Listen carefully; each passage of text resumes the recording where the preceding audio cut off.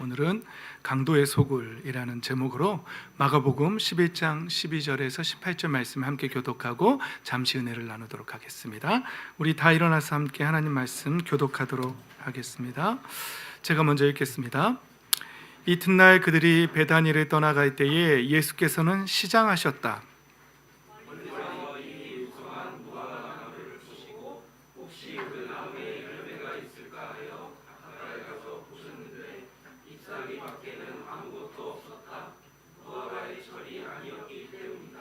예수께서 그 나무에게 말씀하셨다. 이제부터 영원히 내게서 열매를 따먹을 사람이 없을 것이다.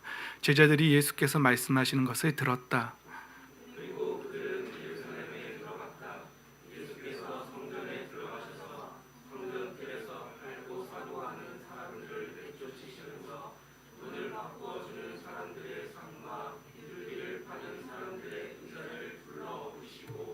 성전뜰을 가로질러 물건을 나르는 것을 금하셨다.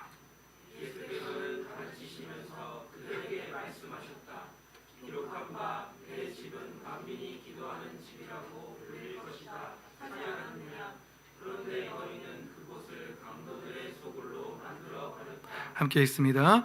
대제사장들과 율법학자들이 이 말씀을 듣고서는 어떻게 예수를 없애버릴까 하고 방도를 찾고 있었다. 그들은 예수를 두려워하고 있었던 것이다. 무리가 다 예수의 가르침에 놀라고 있었기 때문이다. 아멘. 할렐루야. 아멘. 우리의 마음이 강도의 소굴이 아니라 하나님께 만민이 기도하는 성전이 되어서 늘 하나님과 교제하는 그런 마음으로 충만하시기를 예수님의 이름으로 축복합니다. 자리에 앉겠습니다. 저는 주중에 가장 은혜를 많이 받은 부분으로 여러분과 말씀을 주일날 나누고 있는데요. 주중에는 많은 은혜가 있었는데 특별히 우리 에스라서를 읽으면서 이제 바벨론의 포로로 끌려갔던 이스라엘 백성들이 이제 70년이 차고 갑자기 페르시아의 고레스 왕, 고레스 1세가 아니라 제가 이렇게 주석을 좀 보니까 고레스 2세라고 하더라고요. 고레스 2세가 그냥 너희들 돌아가, 그래서 가서 하나님 성전 다시 세워라고 그냥 보내주지요. 그래서 돌아오잖아요. 그리고 바벨론이 멸망할 때도 한 번에 망한 게 아니라 3차에 걸쳐서 계속 반역하고 망하고 그러는데 포로가 돌아올 때도 한 번에 다 돌아오는 게 아니라 첫 번째 스룹바벨과 함께 1차 귀환하고 또 에스라와 함께 2차 귀환하고 또 느헤미야와 함께 또 3차 귀환을 하게 되죠. 에스라서에는 이제 2차 귀환한 것까지만 나오는데 에스라가 돌아왔을 때 옷을 찢고 막 애통해하는 일이 있었어요. 에스라가 돌아와 보니. 왜 그랬죠? 포로로 멸망했다가 다시 하나님이 이제 다시 신앙생활 바로 하라고 다시 회복시켜줬더니 돌아와서 이방 여인들과 결혼하고 자녀를 낳고 피가 섞여서 막 그냥 거룩함을 다 포기하고 그냥 그렇게 막 살고, 특히 제사장들과 리더들이, 지도자들이 그 일에 앞장섰다는 내용들이 있었죠. 그래서 막 에스라가 옷을 찢고 회개하고 통탄해하는, 통곡하는 그런 일들이 이제 에스라서에 기록되는데, 그 말씀을 읽으면서 우리가 바로 그런 모습이 아닐까 이런 생각을 해보았어요. 예수님 믿고 구원받았는데, 예수님 믿고 구원받았고 하나님의 자녀가 되었는데 더 앞장서서 죄를 짓는 일에 나서고 있지는 않나 이러면서 거룩함을 포기하고 막 살고 있는 모습이 아닐까 이런 생각을 해보았어요. 여러분들은 어떠세요? 구원받은 그것에 감사해서 정말 거룩한 백성으로 다니엘이 어떤 상황에서도 나라가 망하고 포로가 되었고 이름이 바뀌고 심지어 내시가 됐을 거라는 추측도 있지만 그런 상황 속에서도 거룩한 만큼은 포기하지 않겠다라고 지켰던 다니엘처럼 신앙을 지키고 있나요? 아니면 포로였다가 돌아와서 다시 한번 기회를 얻었음에도 불구하고 막 죄와 함께 타협하며 살고 있는 그런 사람들은 아닌지 한번 생각해 보았습니다.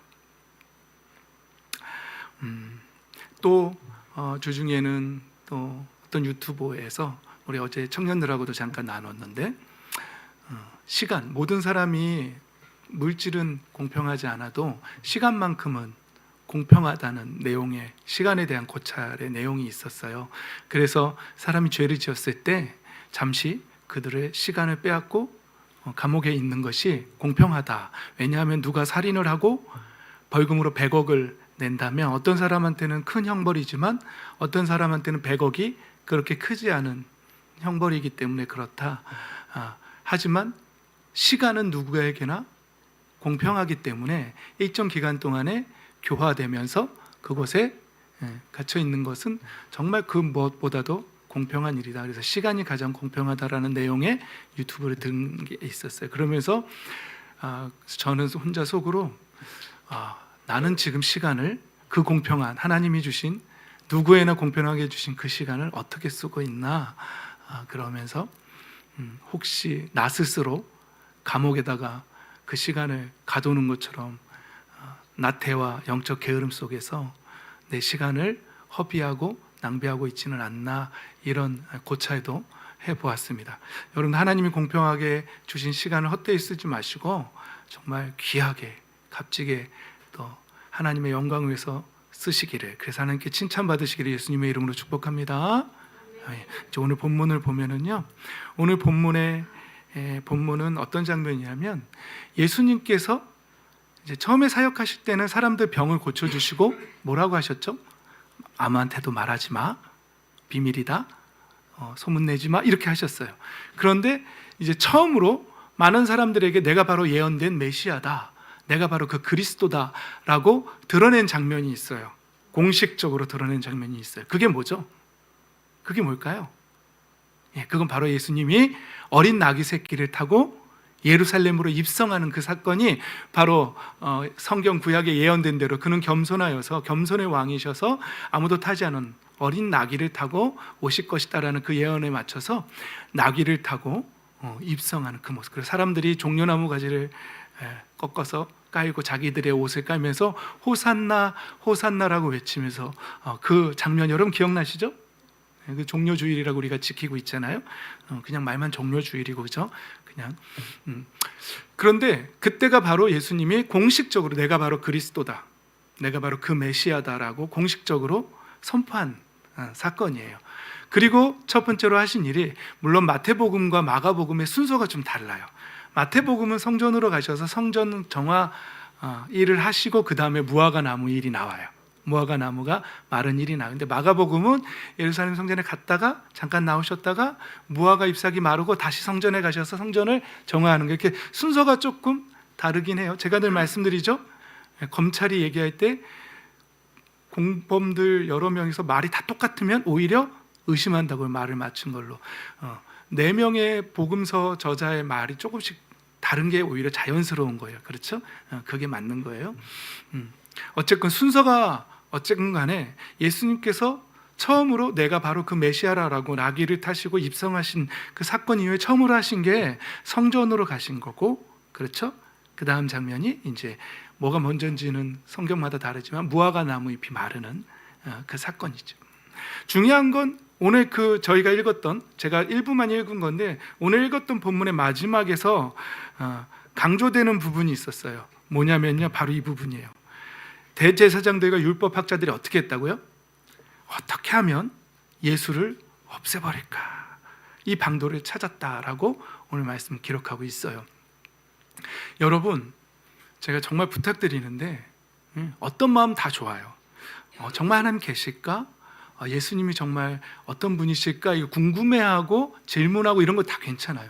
그런데 이 사람들처럼 어떻게 하면 예수를 없애버릴까? 이 마음은 절대로 품어서는 안 되는 마음입니다.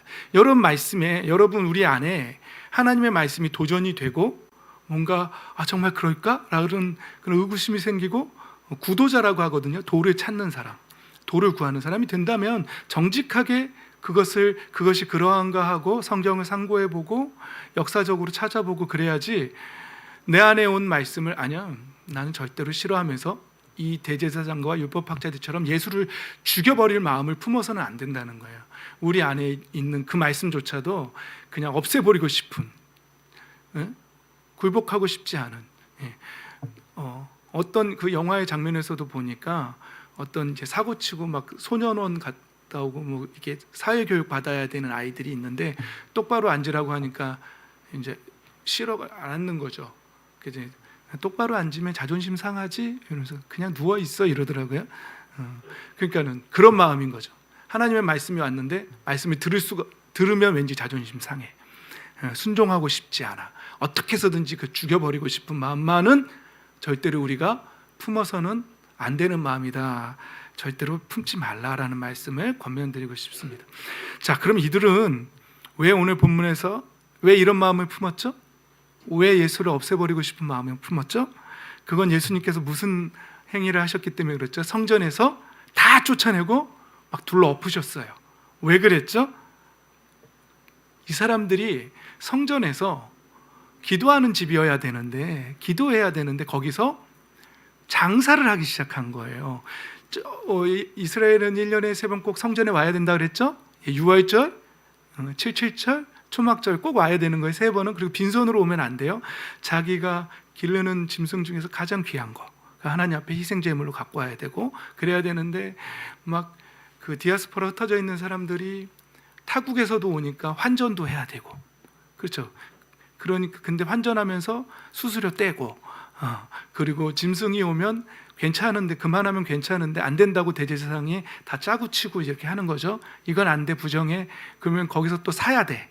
그래서 비싸게 또 사야 되고, 막 이런 일들이 성전에서 막 버젓이, 아마 어쩌면 이거 안 되라고 했던 거는 또 이쪽으로 돌아서 또 일로 와가지고 이렇게 팔고 막 그러지 않았을까요?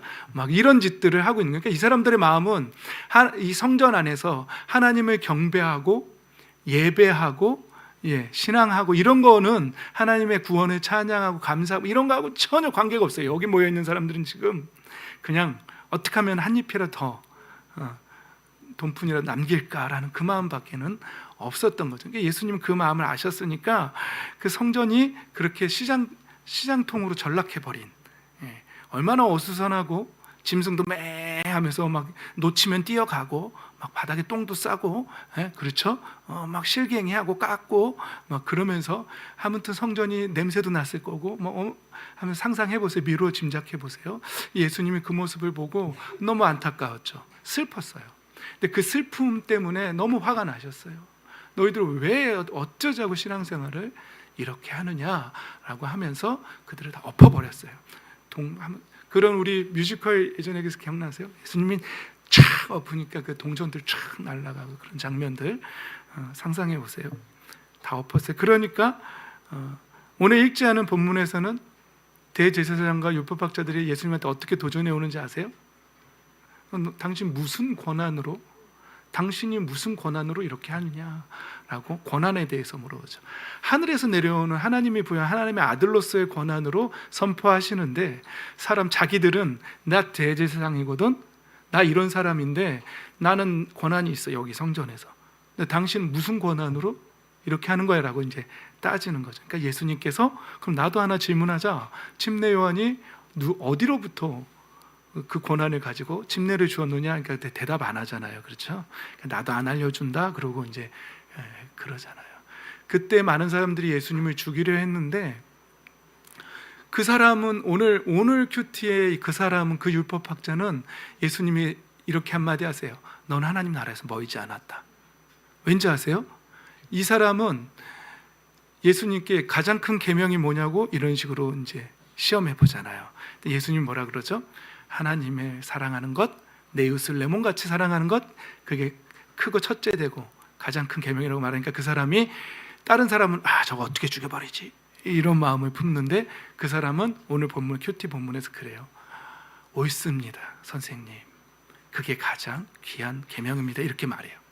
그러니까 예수님이 너는 하나님 나라에서 멀지 않았다 이렇게 말하는 거예요. 그러니까 우리가 품어야 될 마음은 그 마음인 거예요. 옳습니다 주님 말씀이 옳습니다, 맞는 말씀입니다 라고 해야 되는데, 다른 율법학자들과 대제사장들은 어떻게 하면 죽여버릴까 저거, 이제 이런 마음은 절대 품으면 안 된다는 것이죠. 시장통에서 성전을 시장통으로 만들고 예배하지 않고 자신들의 목적을 이루려 하는 그런 사람들이나, 예수님을 어떻게 하면 죽여버릴까 하는 그 마음이나, 그 마음은 다 강도의 소굴이고 시장통이나 마찬가지라는 것이죠.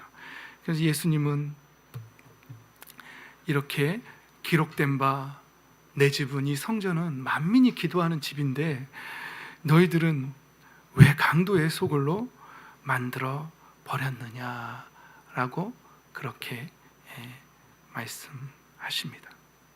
그런데 여러분, 우리는 성경 말씀이 강조하는 대전제가 있어요. 진짜 성전 어디죠? 이제 성경은 고린도전서 3장 16절 3장 16절들은 다 귀한 것 같아요. 요한복음 3장 16절도 그렇고 고린도전서 3장 16절 어디가 성전이라 그러죠?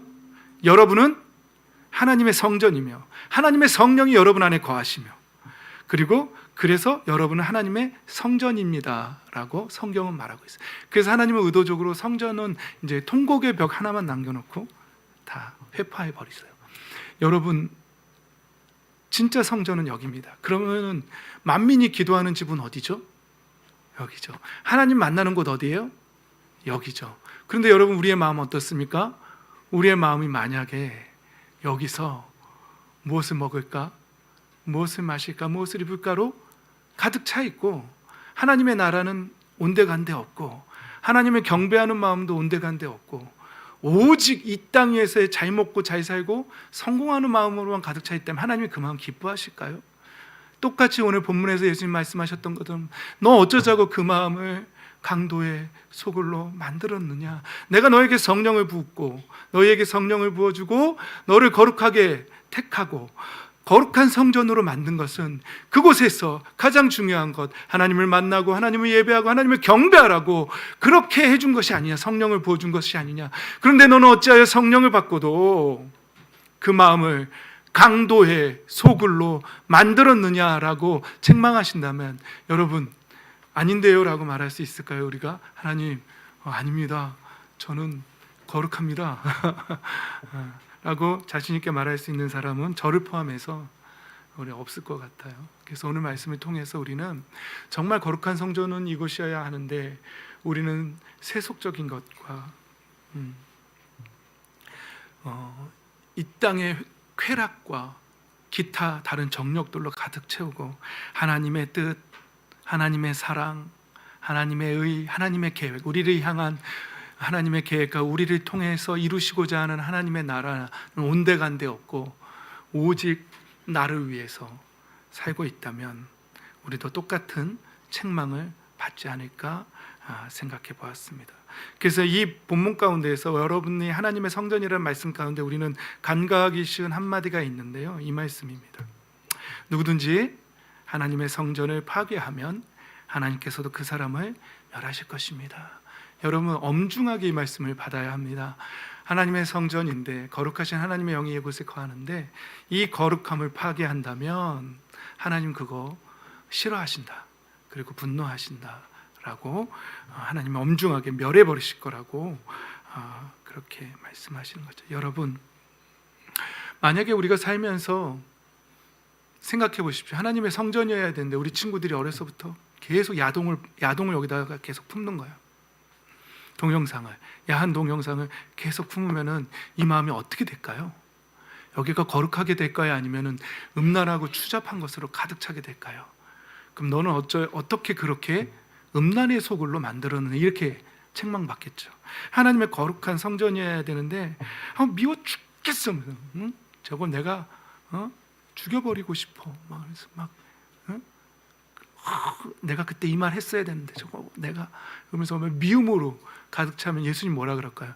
넌 그 거룩한 성전을 어떻게 그렇게 미움의 소굴로, 분노의 소굴로 만들었느냐라고 책망하시지 않을까요? 여러분, 우리의 마음속에는 무엇으로 가득 차 있어야 할까요? 하나님이 정말 원하시는 마음은 무엇일까요? 우리 안에 어떤 마음으로 가득 차기를 원하실까요?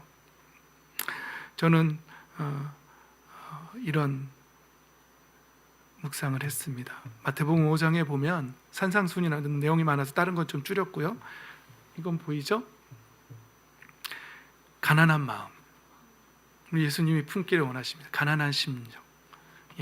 12의 혈루증으로 앓던 그 여인, 예수님의 옷자락만 만지면 오직 난 다 필요 없고 하나님의 나라와 의만 있으면 된다라고 말하는 그 겸손하고 가난해진 마음, 심령, 가난한 심령, 그리고 슬퍼하는 사람, 여기서 슬퍼하는 것은 하나님의 나라를 위해서 애통하는 마음이거든요.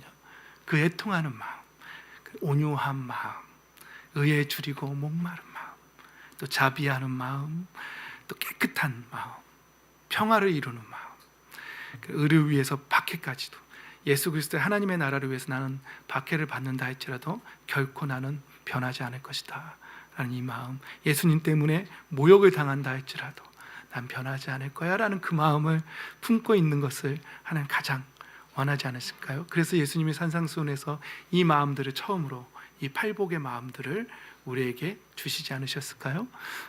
우리가 분노의 마음, 때로는 미움의 마음, 때로는 세속적인 쾌락의 마음들로, 강도의 소굴로 이것을 가득 채우는 사람들이 아니라 진짜 하나님이 원하시는 마음으로 가득 찬 저와 여러분 다 되시기를 예수님의 이름으로 축복합니다. 아멘. 또 빌립보서에는 뭐라 그랬죠? 여러분 안에 이 마음을 품으시오. 곧 그리스도 예수의 마음입니다. 자기를 낮추시고 죽기까지 순종하는 마음, 이게 그리스도 예수의 마음이거든요. 저와 여러분 안에 이 마음이, 예수님의 마음이 어떻게 하면은, 아니야 오늘도 목사님 말씀, 아니야 가서 귀 닦아야 돼 그러면서 어떤 왕이 귀 닦은 것처럼 어떻게 하면 그 말씀을 죽일까, 어떻게 하면 그 말씀을 내 마음에서 지울까, 어떻게 하면 예수를 죽일까라는 마음이 아니라 그리스도의 마음을 어떻게 품을까, 내가 어떻게 예수 그리스도의 마음을 품을까. 하나님이 기뻐하실 텐데 그 마음을 품어야 하나님 기뻐하시는데, 원수는 우리가 거룩한 마음 품기 원치 않을 거예요. 악한 마음 품기를 원할 거예요. 그러면은 막 우리 상황에서 장난을 친다면 어떻게 장난칠까요? 화나는 상황을 자꾸 만들어내겠죠. 그리고 유혹의 상황을, 음란할 수밖에 없는 유혹의 상황을 또 만들어내겠죠. 돈을 사랑할 수밖에 없는 그런 상황을 우리에게 만들어내겠죠. 그러면서 유혹하겠죠. 마치 아담과 하와를 꼬드겼던 것처럼. 그럼 우리 거기에 넘어가면 될까요? 안 될까요? 안 되는 거죠. 그래서 저도 지난주에 어떤 사람이 또 화가 났을 때는 객관적으로 왜 화가 난지 적어보라 그러더라고요. 그래서 아내가 이렇게 말을 해서 기분이 나빠서 화가 났습니다. 적으면 내가 이것 때문에 화가 났구나. 그러면 이제 뭔가 객관화가 된대요. 그래서 내가 뭘 조심해야 될지 더 치우치지 않게 된다 그러더라고요. 그래서 운전하다가 화가 나면 제가 적을 수는 없으니까, 하나님 저 앞차가 저한테 난폭 운전을 해서 제가 화가 나네요. 그랬어요. 근데 조금 있다가 저 차가 답답하게 가서 화가 나네요. 근데 저 사람이 빨리 안 비켜줘서 화가 나네요. 계속 그렇게 했어요. 그랬더니 한쪽 마음속에서 넌 뭔 하루 종일 화만 나냐.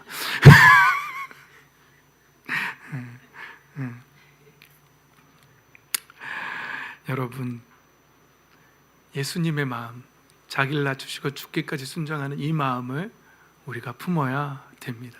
하나님이 기뻐하십니다. 그러나 더러운 마음을 품으면, 강도의 소굴이 된다면 하나님 너무너무 슬퍼하실 것입니다. 하나님 우리가 정말 그런 마음 품기를 원하시죠. 그런데 안타깝게도 교회에는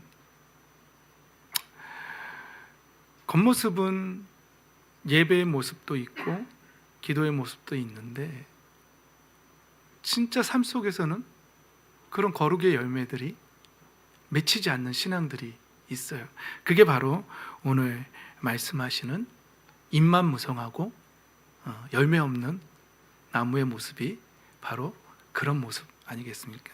이 잎은 잎이 아니라 잎 같아요.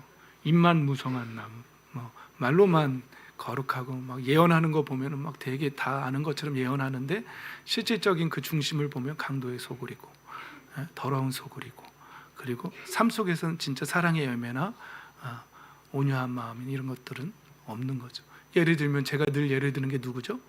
우리 권사님들. 신년 축복 성회하고 헌금 내고 다 하면서 집에 가서는 거룩한 삶이 없어요. 며느리 잡들이 하고.